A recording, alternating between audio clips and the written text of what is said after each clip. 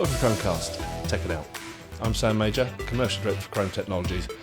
And I'm joined once again by Rupert Mills, my co-founder and CTO of Krome Technologies.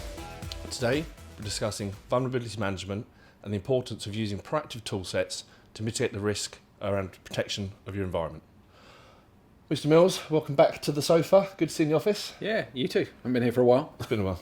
I was in here a little while back talking about the importance of strong passwords with Ben, and it's interesting just some of the data and the statistics we pulled out on that, how scary the world is right now from kind of cyber challenges and brute force attacks and ransomware and all this sort of scary stuff. And obviously the problem with that one is mainly the person in the chair with the passwords, but clearly there's other types of vulnerabilities that we need to be aware of. Yeah, absolutely. So kind of throw it straight over to your side of the table. I guess what type of vulnerabilities are there that we as a MSP need to be aware of and our clients need to be aware of? There's hundreds and hundreds. I think the interesting part of what you just said there is actually you need to put the two together. So actually when you've got people with password vulnerabilities out there, if their password's locked down to only do certain things or everything's patched as it should be, then generally that will limit the scope of what an attacker can do with that compromised data. The problem is if you get that compromised data and you haven't taken care of the systems over here, then actually you're in a really bad situation. So in terms of vulnerabilities, there's all sorts of things. There's long-term vulnerabilities, there's patching of your infrastructure, there's zero-day vulnerabilities, there's tools out there that will show you this sort of stuff, but if you don't pay attention to it, it's really, really easy to let it fly under the radar and not realise quite how vulnerable you may be as an organisation. Okay, so if we cut to the chase now, I suppose, and I'm pretending that I don't know anything about this, and clearly we do, but we do see the issue being that there are tools out there, really good tools that will proactively tell you there are issues. Not just for vulnerability assessment, we use things like PRTG for monitoring, and that'll kick out a red light saying something's wrong, and we know of people that will ignore that red light and clearly that's a problem. And the same with a vulnerability, proactive vulnerability assessment tool. If you're not paying attention to what it's telling you, then again, I guess the human element creates a problem once more. Yeah, and I think there's a lot of people out there that have taken on board vulnerability scanners or vulnerability testing platforms and found that they basically are completely overwhelmed with the amount of data it gives them. I was about to say, it must be, well, I've seen some of this, and it trying to make sense, especially as a layperson, but trying to make sense of it, it's an onerous task. Yeah, it can be, and actually it can be quite daunting when you first look at it. Part of it is actually understanding how easy the tools are to use and how quickly you can drill into it, but then the manpower or the systems required to deal with the problems in the back end. So there's a variety of different options out there, but I mean it takes some very simple things like doing your patching on your Windows servers. I've created a demo for today just so you can have a quick look at something, but just patching a Windows server can deal with a vast amount of that vulnerability information, but when you start off with it can look really daunting. You look at it and think, oh my goodness, I've got all this to deal with. It can be scary. How do you eat an elephant? One bite at a time, right? Exactly. Yeah, it's interesting. There's some things we'll discover, and it was I forget who it was. It's one of our guys mentioned. It was Jason Wake on one of our blogs. It was actually the password one, talking about simple things like with admin passwords set on things like switches being as basic as admin, and people missing that, and obviously that's something that's core in your environment, that's easily missed and overlooked because it's set up quickly, everything works, no one thinks about it, but that's right in the heart of everything you're doing, and is a clear opportunity for someone to try and do something nefarious. Yeah, absolutely. I mean, it's one of the sort of standards for ISO or PCR, any of the big compliance standards, is to not have any default admin passwords or admin credentials in there, but people don't think about things like that and things like switches. Let's get it moving, let's get it working. And plug it in and it works. Or hang on, actually it's because it comes with the default configuration. If you never need to change that, you may never change the default admin password. Yeah, and that just sits there as a ticking time bomb, as an open door essentially. But the same thing with your vulnerability management at that point is that actually patching things like a switch, people will look at a switch and say, oh, it's a switch, it just sits there. Actually, if someone can get in at the back end and start taking your data out of that switch because you haven't patched a vulnerability in the firmware, just as valid as putting a Windows update on a Windows machine. It's true. Just made me think of the cadence that we recommend. I know we work to certain, as Ben was talking about, there's government guidelines and so on, and this thing like Cyber Essentials Plus, but just from your perspective and for our audience very quickly, the cadence that people should look at things like endpoint, server, switch, host, storage, all that sort of stuff. Yeah, it varies and it changes depending on the environment you're in and what the change control around it are, but some of the best practices are sort of Windows machines every 14 days, get them patched, get them out there for critical updates. Things like switches and firewalls we tend to do, and that's where a vulnerability scanner comes in. We tend to patch if there's a critical or a high update, and if not, maybe a quarterly patch to get rid of all the medium updates or something like that.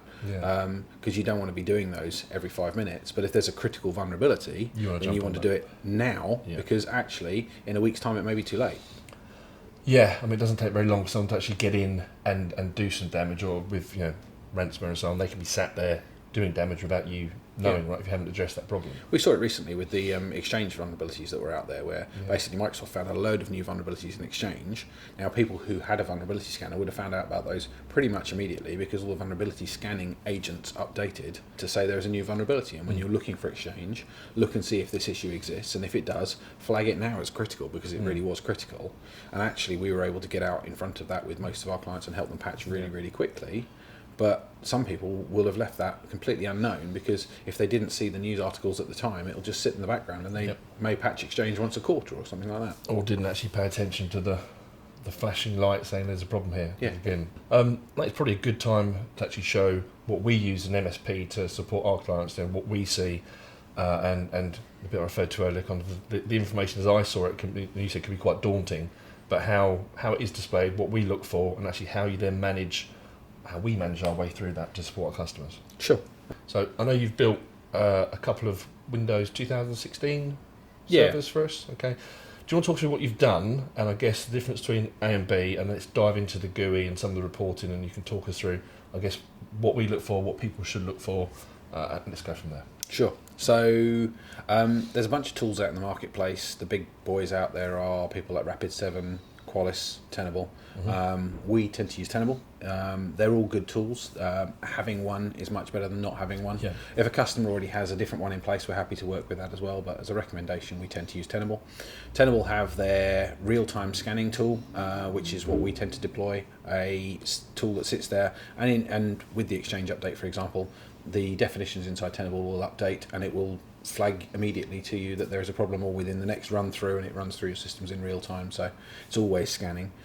What I've done today is built a demo around their Nessus product. So we use the Nessus product to come out and do a one-off assessment. For example, if we came to your organisation, you said, like, tell us how we look, what's the initial shape of it, Kind of rag list us. Yeah, rag list. Rag list is a really good term, because I'll show you the visuals in a minute, but that's kind of how it looks. If they came to us and said, right, show us what you've got and where we stand, then we'd build a scan in Nessus. So what I've did, for the point of view of having some demo data, is I've built 2 Windows servers this morning. Both Windows 2016 servers, completely standard, nothing untoward. One's called patched, one's called not patched. Okay. Nice and simple. Gives it away. Gives it away secretly. And what I did was I simply ran all the Windows updates on one. Yeah. So if I show you on the screen what I've done, essentially, I've built 2 Windows servers. This one here, called patched. Yep. And as you'll see, this shows all the Windows updates. We can see the machine itself here. There's its IP address, because that will show up in the Tenable scan in a minute, or Nessus scan. But you can see today I've run all the Windows updates on it. If we go and look at the alternative, this one's brother, the unpatched one. Windows updates, nothing. So just to give you a really simple flavour for how this scan will show the difference between if you're doing updates or not, and what the vulnerabilities that might be left behind if you don't do updates. And you can see the different IP address here that shows you the different machine that we're looking at in the results. So if I go to the results of that scan, which are here, you can see imaginatively named podcast scan. That's today, and 2 updates. Now, the first thing you'll see there is straight away the vulnerabilities. So actually, they're rag listed or color coded: critical red, high priority amber, medium yellow, low green, and information only blue. So anything that is red or orange, going back to the conversation you had with Ben, should be dealt with within 14 days if you're going to be Cyber Essentials Plus certified. So you can see there, by running Windows updates, I've actually dealt with 16 critical vulnerabilities and 67 high vulnerabilities just by running Windows updates. But there are a bunch of medium vulnerabilities that are left behind, even though I've done the updates. So they'd require a bit more work. Okay. But to give you an idea of the sort of thing a basic scan will do, this takes very little time to configure. If I show you the configuration, there we go. We've got the 2 target machines that I was scanning. Yep. Demo scan for podcast. I've given it some credentials in here to go and look for what it's doing, so it can talk to the Windows servers inside them. That's important because an authenticated scan is so much more detailed than an unauthenticated So to set scan. this up, we set this up for one of our customers. Is this something we had to put on premise? Is this from the cloud directed at them? How do we manage that? So there's 2 different ways to do that. You can scan externally, looking in, Yep. but you'll only ever see what's visible via On the the firewall, surface. on the surface. Yeah. So the conversation we've had recently with another client is that, okay, we can certainly do that, but if your firewall's doing its job, it's going to be hiding the fact that you may have vulnerabilities behind the Behind it, firewall. okay. Which if someone gets behind the firewall, i.e. they come into your office or something like that. Yeah, or from inside, kind of. Yep. Yeah. Or they use a weak password from one of your staff that's and then use a VPN to come in and they're inside your firewall. There may be vulnerabilities in systems at that point that you're not protecting. So it's worth doing an internal and an external scan. So is that an agent that you would deploy out, or is that? No, it's agentless. Agentless. Okay. So yeah, it uses the various different technologies to talk to underlying sort of WMI, SSH, etc., to talk to the machines under the skin. So if I drill into this, for example, we can look at those 16 critical vulnerabilities there, and it will show you where they actually come from. And these are the various different updates it recommends that you need to do. If I look at this one here, this particular set of Windows updates is a whole bunch of knowledge base articles which will tell you what each one is. Yep. Now, as you saw, I got rid of most of those by running Windows updates. Yeah. I can go into here and it will tell me exactly what this particular vulnerability is and exactly, using a tool like this, exactly how to solve it. So, well, to me, vast amounts of information. I was about to say, there's a huge amount of information. Solution for this, apply security update.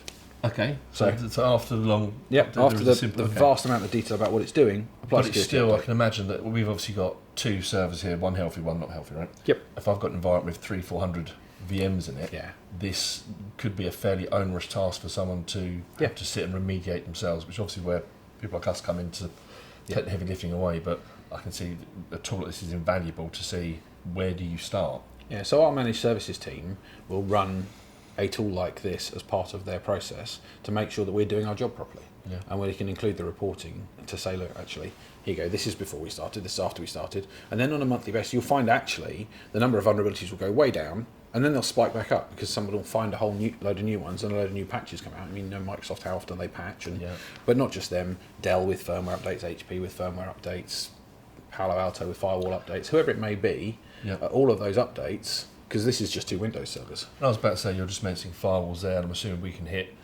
access points, firewall, switches, storage, if it's got an IP address. VMware, all of those other things. Pretty much anything out there. And interestingly, you can also hit, this is information technology, you can also hit OT stuff, which is things in an industrial environment that are maybe running an oil rig or something like that. You can scan that sort of stuff as well. This traditionally has been a lot more tricky to do. But that's one of the reasons we use Tenable, because they offer that sort of scanning as well. And so in an industrial environment, you can scan well, it all fits the control certainly machinery. some of our clients as well to have that capability. Yeah, absolutely. But to be able to go back, it also allows us to check our own homework and see that we're doing our job properly. But we'd recommend we can do this for people is come in with Nessus as a one-off and say, okay, we can scan your environment and give you an idea of how well it's looked after and what you're looking at. I guess some people, that's at the very least a rubber stamp that you've done a great job, everything's in ship shape. Yep. Conversely, it might be an eye-opener that there's some work to be done, but kind of better to know than not, right? Absolutely. And the cost of Nessus as a product, as an example, if you want to go and use one of the full-blown products from Tenable, Rapid7, Qualys, any of them, the real-time products that sit there in the background, you can set automation, all sorts of funky tricks in there to make it do its job and help you manage it on a day-to-day basis, they can be more expensive. But actually, one of the things about Nessus is it's really very cost-effective. It might be a few £1,000s that gives you the reassurance that you can actually run a point-in-time scan, and yes, it's a bit more manual, it's a bit more clunky, but you can use the tool that I've used here to do a manual check and show you exactly where you stand. Yeah, it's point in time and it's manual, and you can go out and update the definitions. If you see something big on the news, you update the definitions, run it again. Do I have that problem? Oh, yes, I do. And we can help you set that up, get it up and running. But it's something I'd highly recommend is a good reassurance to all the money you spend on firewalls, antivirus, patch solutions, all those other things. This will give you a view of, are they working? which I guess is about the most important thing there is, because as we've seen before, you can invest in whatever technology stack that you want. Yeah. And you can look at the top right hand of Mark Gartner's Magic Quadrant, etc., etc. If they're not set up right, then you're going to have a vulnerability. And if you couple that with the human element, well, there is always going to be an issue somewhere. But I guess having a proactive tool such as Nessus or Tenable, whichever is right fit for the particular client we're talking to, at least puts you ahead of that curve of ensuring that you've mitigated. And let's be honest, there's no such thing as perfect. And the way the cyber attacks and so on get cleverer and cleverer, it'd be foolish of us to say you can create a perfect or infallible environment, but you can give yourself kind of the best head start as possible by using tools like this. But I think it's being proactive bit that is really important, and the not, as we kind of talk about, we've seen too often, don't ignore the red bits and actually either have your own policies, procedures, behaviours to take that into account, or if you're too busy doing the BAU, then engage with a good partner that can actually take some of that from you or help you and action some of the red elements on this, which ultimately could be very detrimental reputationally and commercially to your business. Yeah, absolutely. I mean, part of the reason for showing the tool is that basically the number of times I've sat down with people and shown them what this will do, and they just go, oh my goodness, that's so simple. Yeah. That makes such a difference. It tells us what we've got to look at. Yes, there's a lot of data in there when you start, but if you get it drilled down into, you can break it up into scans of individual areas or individual technologies or whatever you need, but actually it just gives you a, almost, as you say, a rag list to say, this is what I need to go fix. Let's go start on it and get involved. Perfect. Excellent. Thank you, Rupert. It's been really interesting. No worries. And thank you for joining us on this edition of Krome Cast. Check it out. If there's anything you'd like us to cover on future episodes, then please leave that in the comments section below. Remember to like, comment, subscribe and share. And join us again next time on Krome Cast. Check it out.